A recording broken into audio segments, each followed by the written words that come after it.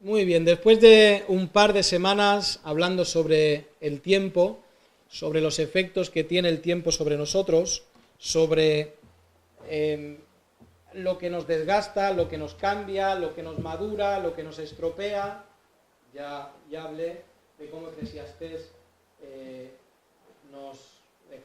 12 nos habla de ese desgaste natural y normal en el hombre. Dije que no era el plan de Dios. Nos hacemos viejos y se van apagando nuestros días porque estamos en un mundo caído, un mundo al cual el pecado ha afectado. Voy a hablar esta mañana precisamente del pecado. Algunas veces me han dicho, Israel, predicas muy fuerte sobre el pecado. Y otras veces me han dicho, Israel, no prediques tan fuerte, que predicas muy fuerte. Y yo intento ni ser fuerte ni ser blando, intento dar el mensaje de Dios, y el mensaje de Dios algunas veces es fuerte. Recordáis que Cristo dice, para participar del reino de los cielos tenéis que beber mi carne, beber mi sangre y comer mi carne. Y miran a Cristo, y Cristo pregunta a los que estaban escuchando, ¿esto os ofende? Y el mensaje de Dios, el mensaje de la palabra, algunas veces hace daño en el corazón. No porque la palabra sea oscura y nuestro corazón sea blanco, o luminoso, o bueno, sino porque la palabra es buena y choca en nuestro corazón duro. Por eso es que a veces el mensaje de la palabra nos parece duro. Hablar del pecado creo que es algo que no está muy de moda en las iglesias. Es más bonito predicar del amor, es más bonito predicar de las promesas y bendiciones de Dios, y ciertamente es más bonito, pero es necesario predicar sobre el pecado, porque somos pecadores, así de sencillo. Porque todos nosotros tenemos la capacidad de caer en el pecado. Ninguno de nosotros es tan maduro que puede decir, yo no voy a caer en el pecado, yo no me voy a equivocar, el pecado no me va a engañar ni me va a atraer. Eso es absurdo. Si llegamos a los 100 años, aún si nos hubiéramos convertido de pequeñitos y viviéramos una vida cristiana muy larga y muy próspera, llegaremos a los 100 años y seguiremos pecando y seguiremos equivocándonos, porque la perfección no va a llegar hasta que estemos en la presencia de nuestro Padre. Es necesario hablar del pecado, es necesario hablar de las consecuencias del pecado, es necesario que sepamos que con el pecado no se debe jugar. Es necesario que sepamos que el pecado, en la mayoría de las ocasiones, va a traer consecuencias. Lo que se hace en la oscuridad saldrá a la luz. El pecado que tú cometes, que nadie ve, es probable que algún día salga a la luz. Lo estaba diciendo hace un par de días. Lo decía un jugador de baloncesto que ha sido muy famoso y que ha destruido su vida. Y él estaba diciendo, y bueno, estuvo a punto de morir por sobredosis, una situación desastrosa. Y él dice, porque estuve inconsciente unos días, y él decía, ahí inconsciente, yo me acordaba de lo que mi abuela me decía, que el pecado en oculto muchas veces sale a la luz. Y el pecado te va a llevar más allá de donde tú pensabas ir. El pecado es un pasito al principio, pero después de ese pasito viene otro, y vas a llegar donde nunca habías pensado ir. Y te encontrarás un día ahí y dirás, ¿qué he hecho?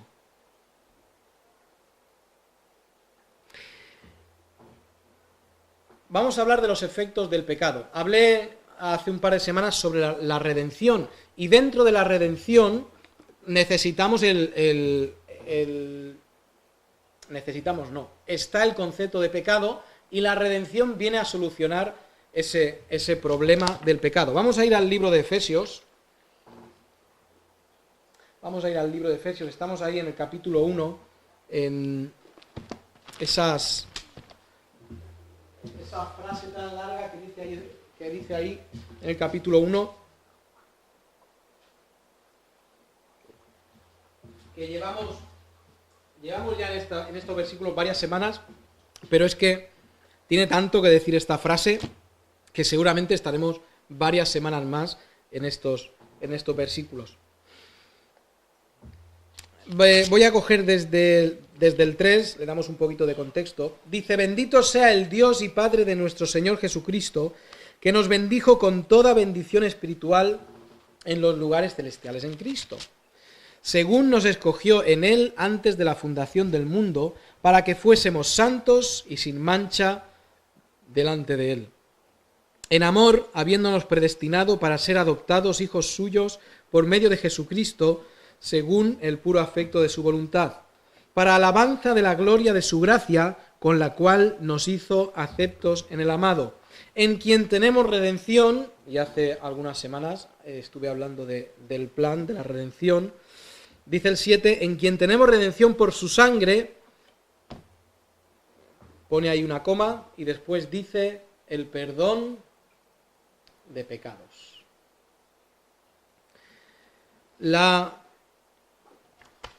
Uno de nuestros problemas al enfrentarnos al pecado es que no entendemos la profundidad ni la gravedad del pecado. No me estoy refiriendo al mundo, me estoy refiriendo ahora a los que confesamos ser creyentes. Jugamos muchas veces con el pecado: ay, esto no es tan grave, esto no es tan malo, porque no entendemos la gravedad del pecado. Cuando hablamos del mundo, el mundo no entiende ni siquiera que es pecador. Si tú le dices a alguien, eres pecador y estás cometiendo pecados, pues seguramente te mirará y se reirá y dirá, ¿qué locura estás diciendo? Si yo soy bueno. El hombre natural no puede ver el pecado, pero nosotros, que se supone que entendemos qué es el pecado, que entendemos la gravedad del asunto, somos los que muchas veces estamos jugando al pecado, tocándolo, acercándonos, y nosotros sí deberíamos entender la gravedad que tiene el pecado. El pecado ha producido efectos en el mundo. Voy a empezar por ahí. El pecado, al pecar Adán, ese pecado afecta al mundo, a través de él entró el pecado en el mundo. Afecta a todo el mundo que nos rodea. Antes de que hubiera pecado, los animales no se comían entre ellos. Cuando te pones a ver en la 2, te pones a ver los documentales y el león acecha a la gacela, alguno igual irá con el león. Pero normalmente, o igual soy yo solo, me da pena la gacela. Y cuando el león coge a la gacela y le muerde, ¡uf! Madre mía. Es algo crudo, ¿eh? Es algo, igual te gusta, no lo sé, espero que no. Pero es algo crudo. Y eso es un efecto del pecado. Cuando el lobo coge a la gallina, cuando el zorro coge a la gallina, son efectos del pecado. Eso es algo crudo, hay muerte, es muerte lo que vemos. El mayor se come al menor. Desde ese momento hay víctimas y hay verdugos. No era el plan de Dios.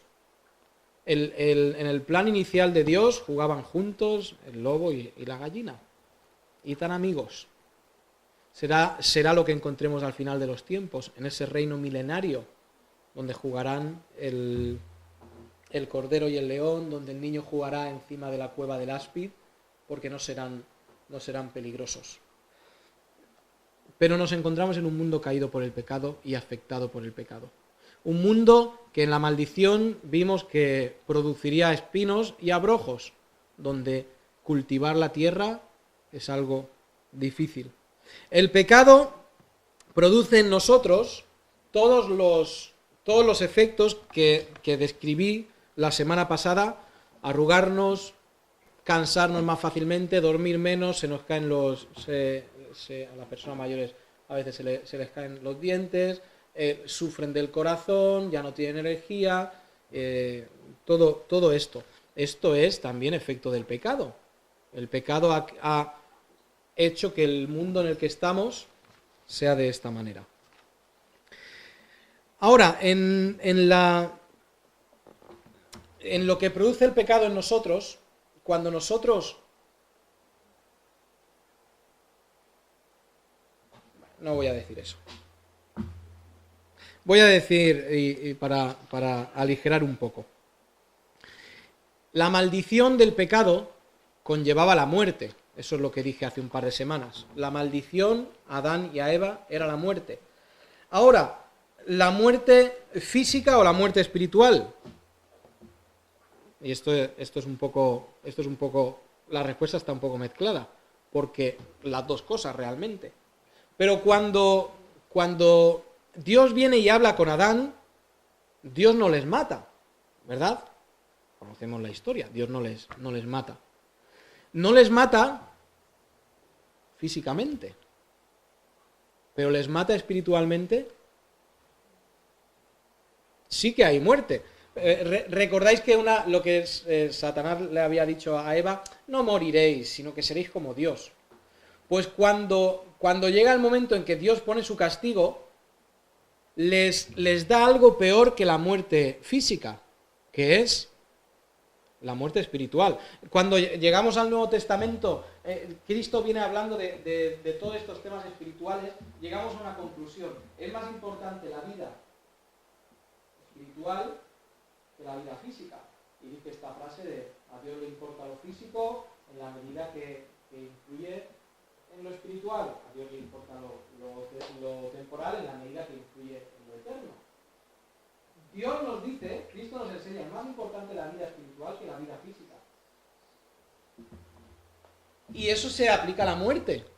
Es peor la muerte espiritual que la muerte física.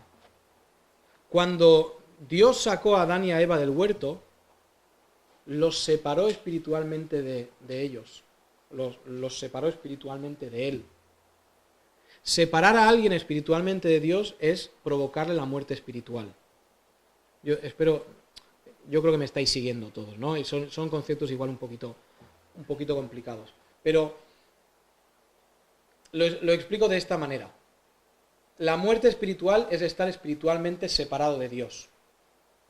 Porque de Dios es de quien mana la vida, ¿cierto? Sí. Cuando Dios nos dice a nosotros que nosotros vamos a tener vida eterna, tú podrías decir: yo voy a tener vida eterna del mismo tipo que la tiene Dios. Más raro, ¿no? Pues no vas a tener vida eterna del mismo tipo que la tiene Dios, porque Dios puede compartir esa vida, mientras que nosotros no vamos a poder compartir esa vida. Nosotros no vamos a ser nunca como Dios, ni en el cielo, ni cuando pasen 1000 años en el cielo. Pero la muerte espiritual es estar espiritualmente separado de Dios. Y Dios nos enseña a través de la Biblia que es peor la muerte espiritual que la muerte física. A nosotros, los que creemos que la muerte física es un paso a su presencia, pierde muchísima gravedad la muerte física. Claro. Y entendemos que la muerte espiritual es sobre todo grave. Si vamos a Santiago 1:15, tenemos una ligera explicación del pecado. Santiago 1:15.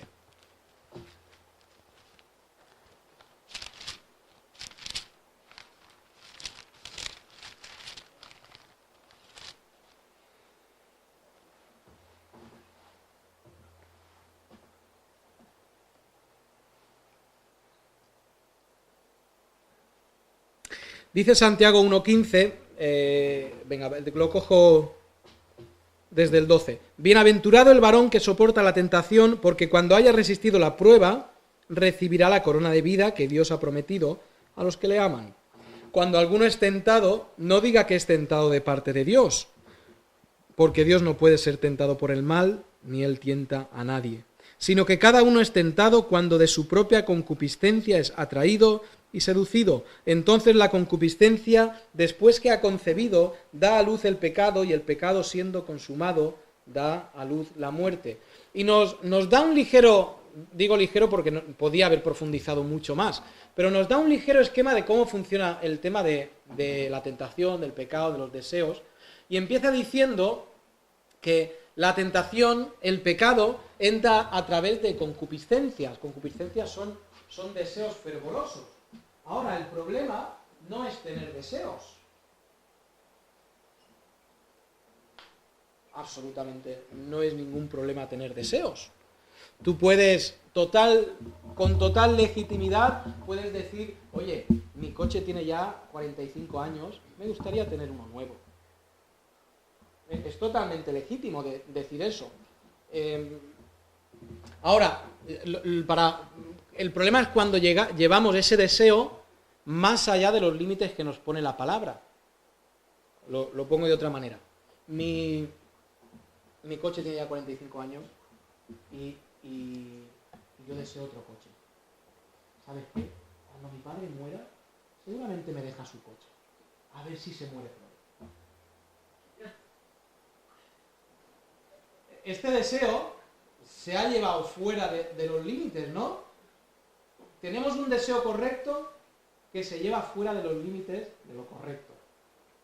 Y aquí viene el pecado. Vale, pues ya que se muera tu padre. Es una barbaridad. Pero estos deseos que nosotros tenemos que son correctos en principio, cuando los llevamos fuera del tiesto, fuera del lugar, produce en nosotros la tentación. Y la tentación es pensar, uy, si mi padre muriera, yo tendría su coche. ¿Cuál es el pecado? Después de esa tentación, cuando tú dejas a tu mente volar, viene él, ojalá mi padre muriera, es el pecado. Fijaos que en este pecado no ha habido nada físico, ¿cierto? Tú no has matado a tu padre. Todo el pecado ha sido en tu cabeza. Y es pecado, ciertamente. Cuando también va al campo físico. Yo deseo algo, entro a una tienda y veo el radiocassette que deseo. Y no está mal mirar y decir, oye, me gustaría tenerlo. Pero cuando dejas que ese pensamiento vaya a, lo cogería, y después de cogerlo, correría. Y entonces lo coges y corres, ahí es cuando se ha generado el pecado. Por eso, hermanos, los pecados arrancan todos aquí. Cuando alguien ha estirado la mano para tocar lo que no debía tocar, ha empezado pecando aquí. Ha empezado diciendo, pues no pasará nada si cojo el radiocassette y corro. Porque la batalla espiritual empieza aquí, empieza en el corazón, empieza en la parte que no es física. Empieza diciendo, bueno, si yo quiero prosperar, cosa que no está mal, bueno, pero igual, no voy a dedicar nada de tiempo a mi familia porque eso me permite estar trabajando más tiempo. Y me permite estar generando más dinero y ganando más dinero. Y espiritualmente abandono a mi familia, quizá físicamente también la abandono, porque lo que quiero es dinero y prosperar. Ahí se ha generado el pecado. En palabras de Santiago, la concupiscencia, desde el 14. Cada uno es tentado cuando su propia concupiscencia es atraído y seducido por una idea, entonces ese deseo, después que ha concebido, da a luz el pecado. Por eso es de extrema gravedad lo que nosotros permitimos que nuestra mente piense, que nuestro corazón sienta. Cuando yo empiezo a sentir celos contra otra persona, es el principio del pecado. Cuando yo empiezo a sentir amargura hacia otra persona, es el principio del pecado. Cuando yo empiezo a sentir envidia hacia otra persona, es el principio del pecado. Si nosotros dejamos que eso que ese pensamiento salga de los parámetros correctos, estamos pecando. Una vez que el pecado ha sido consumado, se genera algo, da a luz algo. Esas son las palabras que usa. Dice, una vez que el pecado siendo consumado, da a luz a su hija. La hija del pecado es la muerte. Decía el hermano Manuel hace unas semanas en el estudio ese versículo en Corintios sobre el olor a muerte. Y el que peca y peca y peca y peca y va llenando su mochila de pecados, ¿está oliendo a qué? Está oliendo a muerte. Igual que cuando pasa el pescatero delante de tu puerta y tú dices, ha pasado el pescatero. Porque el olor le impregna. El que peca y peca y peca y peca y se limpia, como dice Proverbios, y he pecado, no pasa nada. Y peca y peca y peca, se impregna en olor a muerte. Porque el pecado produce muerte. Muerte espiritual. A la larga también produce muerte física. El daño más grande que producen estas tentaciones y estos pecados son el daño espiritual. La muerte espiritual. A nosotros, quizá a los creyentes menos, pero a la sociedad el concepto de la muerte le desagrada. ¿Sí? Tú no vas... No es normal entrar a un sitio y ¿de qué estáis hablando? Pues de la muerte. Pues no es normal. Preferirán hablar de otras cosas. Porque la muerte es algo que, como es desconocido, asusta.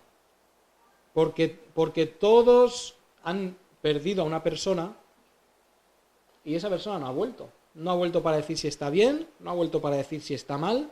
Entonces el concepto pecado asusta al hombre. Como el hombre sabe que va a morir, pues se cuida, o debería cuidarse, y come mejor para intentar vivir más años, se pone cremas para intentar parecer menos viejo, esos años que vive, porque la muerte es algo que nosotros detestamos, es algo que también Dios detesta, porque la muerte pertenece ¿a quién? ¿Quién tiene el imperio de la muerte? Satanás tiene el imperio de la muerte. Por eso Dios odia la muerte. Lo que Dios hace con su plan de la redención es ofrecer vida. Él va detrás del hombre diciéndole, tengo vida para ofrecerte, tengo la vida espiritual. El problema es cuando el hombre no reconoce que está muerto espiritualmente. Cristo muchas veces dijo, estáis muertos espiritualmente, sois hijos de vuestro padre el diablo, porque cometéis y porque tenéis pecado en vuestras vidas.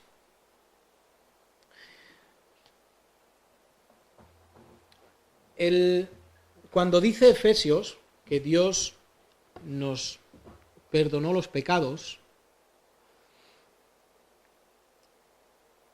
Dios limpia el pecado del que ha ido a los pies de Él, reconociendo que es pecador y reconociendo que está totalmente perdido sin Él. Es lo que Dios hace.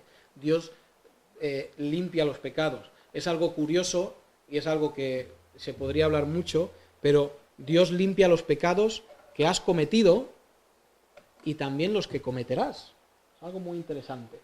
Pero Dios, cuando te perdona, te ha perdonado también por los pecados. Judicialmente, legalmente, te ha perdonado por los pecados que todavía no has cometido. Por eso Él puede recibirte sin tener que morir otra vez por tus pecados. Si Él no hubiera muerto por los pecados que cometerás mañana y no te hubiera perdonado de antemano los pecados de mañana, mañana tendría que volver a morir por ti y tú tendrías que volver a arrepentirte por Él. Esto es algo bastante curioso. Lo hablaremos algún día más detenidamente. Pero Dios perdona los pecados del que viene delante de Él. Lo que hace Dios es pagar una deuda. ¿Dónde ¿Dónde está Iván? Iván, ¿me traes la silla? Hemos preparado aquí, como estamos bien de presupuesto.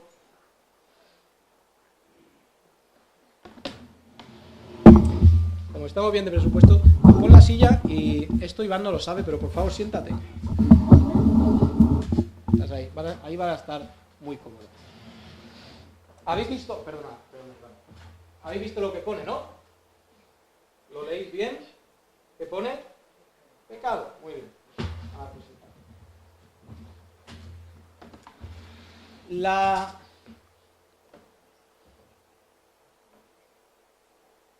El hombre no se da cuenta que está muerto espiritualmente. He hablado de la gravedad de la muerte espiritual.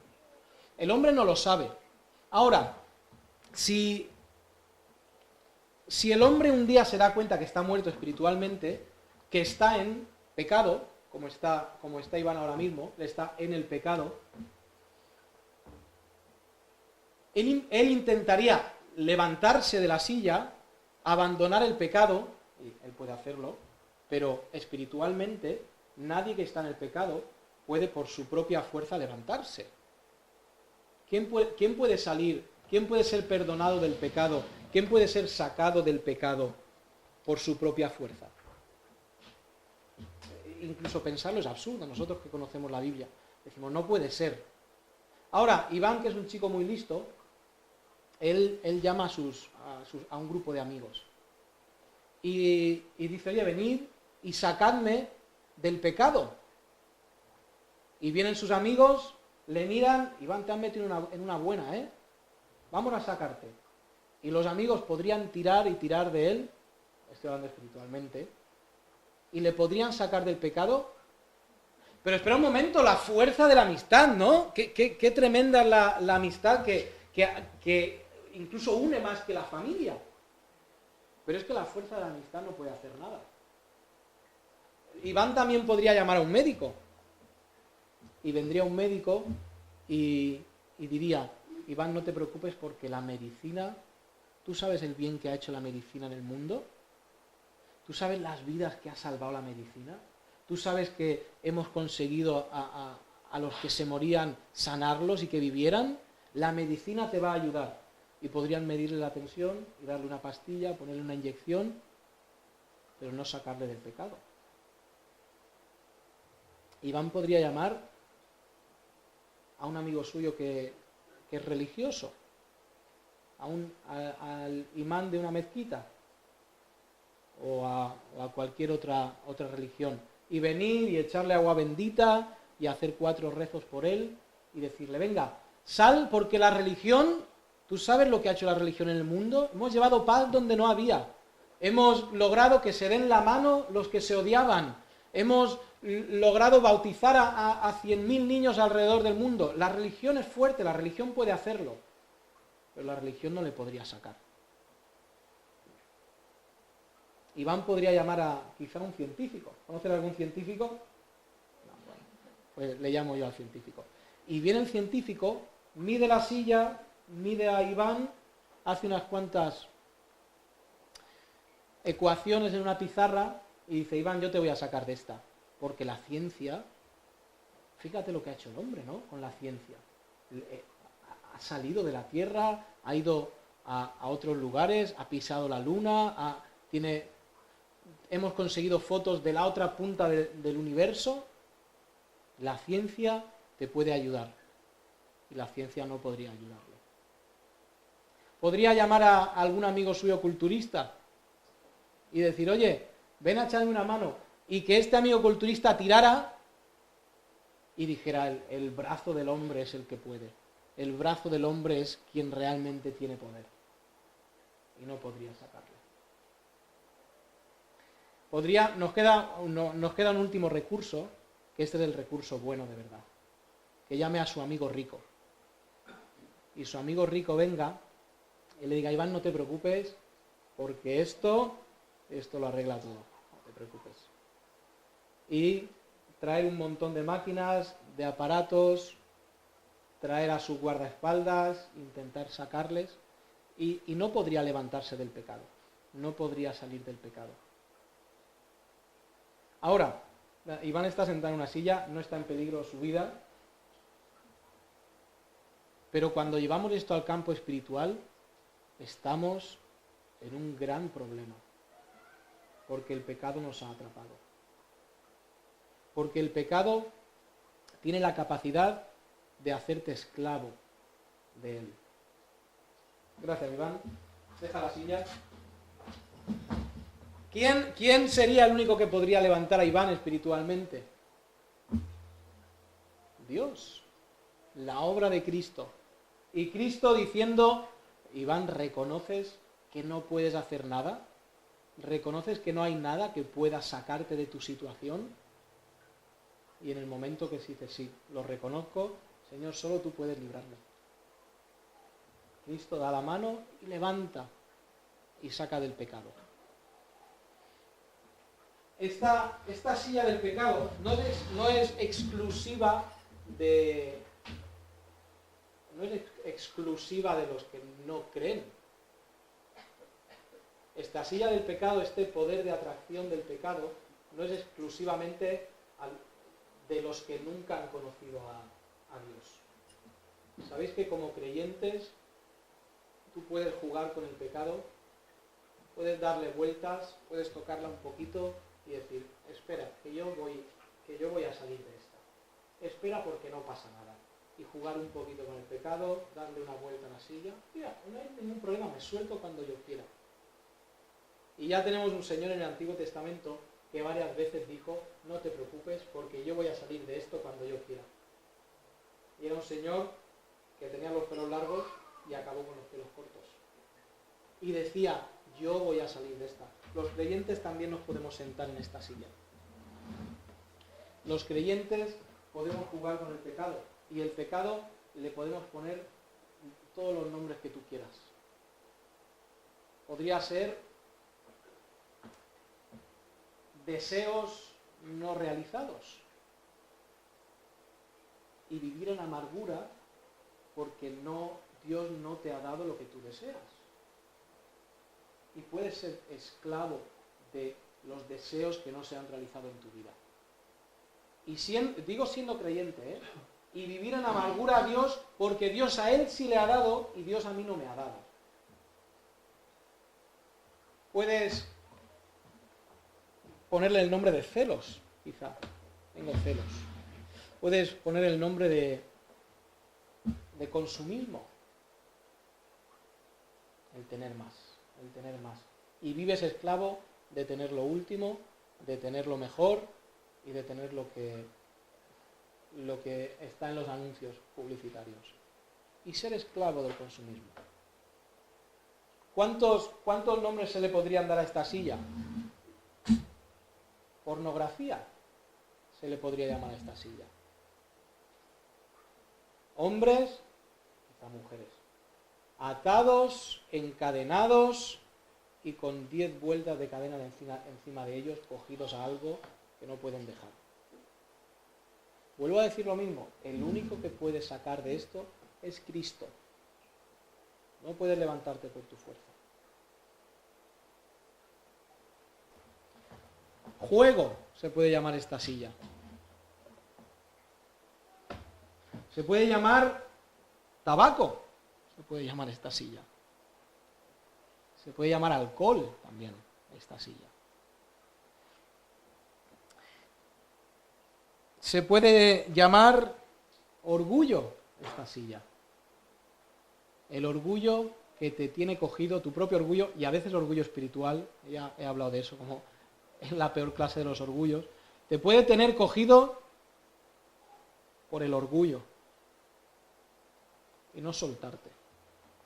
Te puede tener quizá por las ofensas. Cada cosa que te dicen, da igual el tono en que te lo digan, te ofende. Y eres esclavo de las ofensas. Porque las ofensas... Ha dicho esto para ofenderme, ha dicho esto para hacerme daño, no me ha saludado para ofenderme, no me ha mirado para ofenderme, lleva el mismo vestido que yo para ofenderme. Y ser esclavo de las ofensas, en vez de decir, está perdonado, gloria a Dios, está bajo la sangre de Cristo lo que me ha hecho este hermano. Puede ser pensamientos incorrectos, también esclavo de tus ilusiones y de lo incorrecto que piensas. Puede ser esclavo de la contención, de la pelea. Dije hace un par de semanas que Dios es el Dios de las soluciones, no de los problemas. Y Dios nos dice, no seáis contenciosos. El siervo de Dios no debe ser problemático. Y puede ser que veas tantos problemas que siempre estás dando problemas y te puede tener cogido. ¿Qué más tengo? La insumisión a las autoridades que Dios ha puesto encima de nosotros. Pues no me voy a sujetar a Él, o no me voy a sujetar aquí, no me voy a sujetar allá. Y como he dicho varias veces, la sumisión es una demostración de madurez cristiana. Falta de respeto, honor a las autoridades. Podríamos llamar a la silla amargura, alguien que vive en continua amargura, todo lo que hay alrededor de él le amarga y le quita el gozo. Puede ser los chismorreos. Disfruto tanto hablando de los demás que me paso la vida chismorreando, haciendo daño a los demás, haciendo daño a la iglesia, pero es que no puedo dejar de hablar, es que no puedo dejar de estos chismes. Envidia, avaricia, codicia, maledicencia, he dicho orgullo, pereza también. Podemos darle los nombres que queramos a esta silla y a estos pecados que el creyente se engancha. Y el único que puede libertarnos es Cristo. Es dejar las situaciones a los pies de Cristo. Rogar por libertad. Rogar por libertad.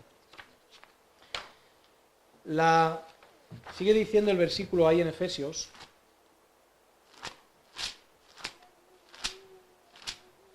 Capítulo 1. En quien tenemos redención por su sangre, el perdón de pecados. La redención de Cristo era para sacarnos de este lugar de oscuridad, de este lugar de perdición, de este lugar del cual no se puede salir, si no es por Cristo. Todo el plan de la redención que hablamos hace un par de semanas, tan complicado, con tantos detalles, tan enrevesado a veces, lo hizo Dios para sacarte de aquí. El pecado es muerte, el pecado es muerte espiritual. Y fijaos que dice el final del versículo, en quien tenemos redención por su sangre, el perdón de pecados según las riquezas de su gracia. Todos nosotros, estando en esta silla, estando más, y aquí voy a volver a los que no creen, están generando pecado. Sabemos que la paga del pecado es muerte. Cuando se genera un pecado, se genera la muerte, y esa muerte necesita un pago. Estamos generando una deuda, es lo que estamos haciendo. Estamos generando la deuda de la muerte, la deuda del pecado. A través de los años, vamos generando más deuda. Y Cristo lo sabía porque habló en estos términos. Cuando Él llega a casa, y creo que recordás que es casa de Simón el fariseo, Él llega y hay una mujer que con sus lágrimas enjuaga los pies de Cristo. Y este Simón el fariseo mira y dice, pero ¿tú no sabes quién te está lavando los pies? ¿Esta mujer de la calle? ¿Esta mujer de mala vida te está lavando los pies? Y recordáis que Cristo le dice a él, dice, ¿quién crees que ama más? ¿El que ha sido perdonado más o el que ha sido perdonado menos? Claro, y eso es totalmente lógico. No es lo mismo que yo le deba 10 euros a Isaac y Isaac me diga, da igual, no me los des. Que yo le deba 1.000.000 de euros a Isaac y Isaac me diga, págamelo. No, Isaac me dice, perdonado. ¿Me estás perdonando 1.000.000 de euros? ¿Quién va a amar más? Y claro, si nosotros entendemos de dónde hemos salido, si nosotros entendemos cuál era nuestra situación, si entendemos la desesperación de la situación del pecado, Nuestra respuesta es amar a Dios con el alma, con el corazón, con la mente, como nos enseña su palabra. Dios no nos estaba pidiendo nada que fuera injusto. Cuando Dios dice, amarás a Dios con todo tu corazón, con toda tu alma, con toda tu mente, tú dices, ostras, esto es pasarse un poco, ¿no? ¿Tanto tengo que amar a Dios? Y lo que Dios está diciendo es, esta forma de amarme es una forma totalmente justa a lo que yo he hecho contigo. No te estoy pidiendo más. Es totalmente justo que tú me ames así. Según las riquezas de su gloria, Cristo nos ha sacado de este lugar. Tenemos que hablar mucho de las riquezas en Efesios, porque nos habla Efesios mucho de las riquezas espirituales. Y era esa gracia de Dios, esa misericordia de Dios, ese amor de Dios, esa paciencia de Dios, la que un día te tiende la mano y te libera de la muerte, te libera del pecado. Puede ser que tú estés hoy siendo esclavo de algún pecado. Puede ser. Pues hoy es un buen día para decir al Señor, Señor, he intentado salir de esto, he intentado escaparme de esto, Señor, he hecho todo lo posible por liberarme de este pecado que me atosiga, que me persigue, que no me deja y al cual estoy esclavizado. Y hoy es un buen momento para clamar a Él y decir, Señor, yo no puedo salir de esto. Voy a buscar tu rostro, voy a buscarte en oración, me voy a ir al monte a leer la palabra de Dios hasta que tú quites esto de mi vida, porque tú eres el único que me puedes sanar. Espero que no estés en esa situación. También puede ser que tú nunca hayas conocido a Cristo como tu Salvador, también es una opción. Y que estés muerto en tus delitos, en tus pecados, atado, condenado, esclavo y además hijo de Satanás. Pues hoy es el momento oportuno de clamar al cielo y decir, Señor, necesito la liberación. Señor, he sido esclavo. Señor, he sido ciego. Señor, he sido un pobre, un miserable. Quiero volverme a ti y quiero buscarte a ti. No te vayas hoy. Quizás es un buen momento luego en el monte para que te vayas un rato solo y medites y pienses. Dios está alargando la mano para sacarte del pecado. Vamos a orar. Eterno Dios, nuestro Padre, tan bondadoso, tan lleno de amor, organizas todo el plan de la redención por nosotros. Tú no tenías necesidad de salvar al hombre, no tenías necesidad de traerle junto a ti, no tenías necesidad de darle vida eterna, y son esas riquezas de tu gracia las que nos ofrecen hoy la posibilidad de ser liberados del pecado. Señor, ruego que no haya ninguno esta mañana jugando con el pecado, pensando que el pecado no tiene consecuencias, pensando que el pecado no le va a alcanzar, pensando que conseguirá salir airoso, porque esa no es la verdad, Señor. Toca los corazones, Señor, usa tu palabra, usa tu Espíritu Santo para convencernos de pecado. Y todo esto lo pido, lo ruego, en el nombre de nuestro precioso Señor Jesucristo. Amén.